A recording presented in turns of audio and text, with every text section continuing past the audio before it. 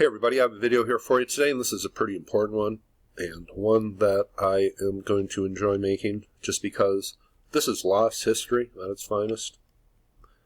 Now, this is the location of a pyramid we are talking about in Egypt today.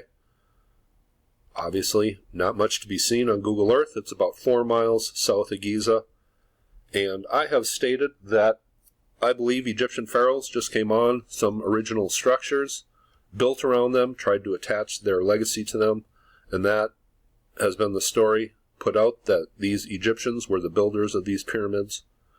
And Egyptologists have continued that line of thinking. And is it a cover-up of true history? Is it just national pride trying to attach their culture to these prehistory structures?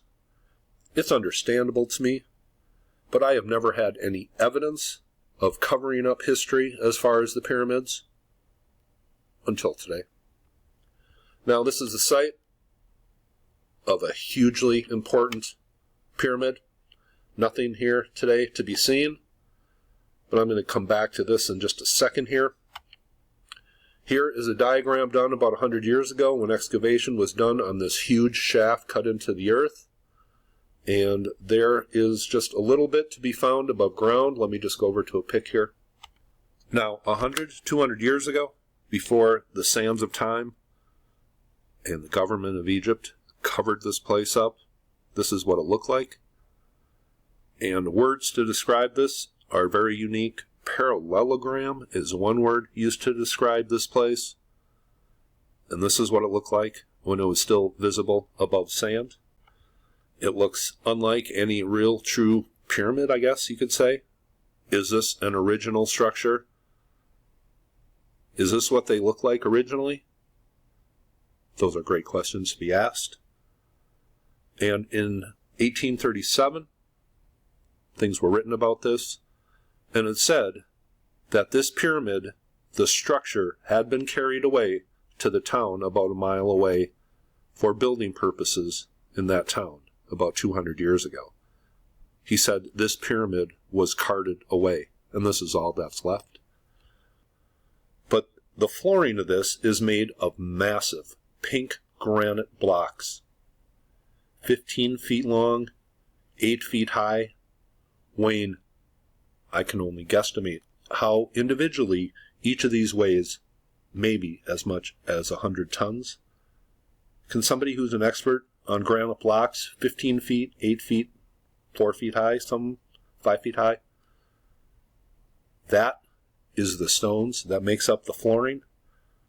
But the truly strange thing in this is this picture, and this is one of the strangest pictures I have seen from ancient Egypt. Here are those massive granite blocks that make up the flooring. I mean, good grief, but one of these granite blocks has a tub, it is described, or a sarcophagus cut right into it, finely polished. Here is the lid right by. Originally, people theorized this was sealed, and I don't even think this is a sarcophagus necessarily. What is this truly? Is it a gate, a symbolic gate to the underworld? Robert Temple has put out the theory that this is some sort of astronomical observatory clock dial of some sort, down in an open shaft, open to the sky. I mean, what is this? This is one of the strangest things I have ever seen. A perfectly polished granite lid, a tub, as they say, cut in to a granite block. I don't think this is a sarcophagus, a symbolic sarcophagus cut into a massive granite block. Well, maybe. Now, this pyramid shaft was examined in 1904 and 1905 by the Italian archaeologist Alessandro Bersanti, and he writes this about it, and this is really the only documentation we have of this impressive structure, and he was clearly awestruck. It says, "I hope that the best informed amongst the tourists will come to admire the monument. The pleasure they will experience during this trip is worth the 2 or 3 hours it will take. At first, the immensity of the task undertaken by the Egyptians will not appear to them, It is only at the bottom of the stairway, when they will walk upon the granite pavement, that it will become obvious. It is not that anything in particular, when examined in details, is remarkable or out of the ordinary, but the general feeling is one of those one never forgets. The size and richness of the materials, the perfection of the cuts and joints, the peerless finish of the granite sarcophagus, the boldness of structure, and the sheer height of the walls, everything comes together to compose this so far unique ensemble. It is an awe-inspiring shock, and nowhere in the power and mastery of the old Egyptian architects so suddenly and strongly obvious as here, and he was awestruck. So why today? The tourist industry of Egypt, they want to bring people to these magnificent structures of ancient Egypt. How come this is closed, covered up? Because clearly this is not Egyptian. The only thing Egyptian about this is it appears today in the land that we call Egypt. Now, what did this place look like originally? This is what we have today. And you can see the stones here, that I guess this would be the western side of the pyramid. And that is all we have left today. What did this look like originally? Well, we have a very unexpected source that gives us the real answer of what this looked like in its form, and it's in color, and it's Hollywood. Now here is a clip from Hollywood, Land of the Pharaohs, made in 1954. Nothing was done at this site for between like 1912 and 1954. The sands of time buried it, but it was used for a set of a movie, Land of the Pharaohs, and here is just a clip of that. And I'll just slow this down in slow motion because it's only on here for about 5 seconds in its regular speed.